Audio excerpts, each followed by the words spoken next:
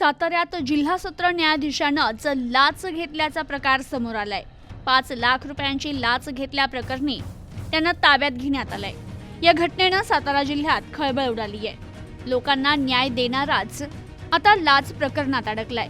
5 लाख रुपयांची लाच घेतल्याप्रकरणी सातारा जिल्हा सत्र न्यायाधीश धनंजय निकम यांच्यासह इतर तिघांवर गुन्हा दाखल झालाय। विशेष म्हणजे सातारा न्यायालयाच्या आवारातच ही घटना घडली आहे। न्यायाधीशांनाच लाच घेतल्यानं उलटसुलट चर्चा सुरू असून न्याय व्यवस्थेवरील विश्वासाला तडा गेलाय।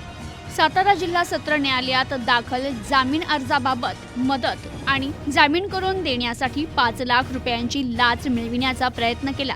या प्रकरणी जिल्हा सत्र न्यायाधीश धनंजय निकमसह इतर तिघांविरोधात तक्रार देण्यात आली होती। सातारा शहर पोलीस ठाण्यात या प्रकरणी एकूण 4 गुन्हा दाखल झालाय।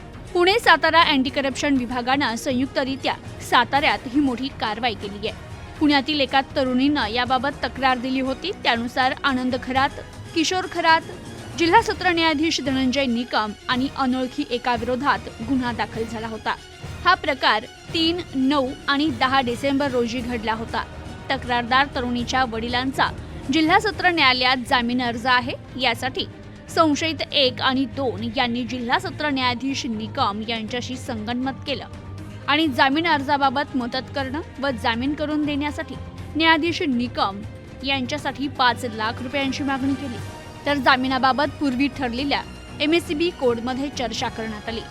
तर 10 डिसेंबर रोजी संशयित आनंद खरात, किशोर खरात आणि त्यांच्या समवेत एक अनोळखी व्यक्तीनं तक्रारदार तरुणीकडे 5 लाख रुपये स्वीकारण्याची तयारी दर्शवली।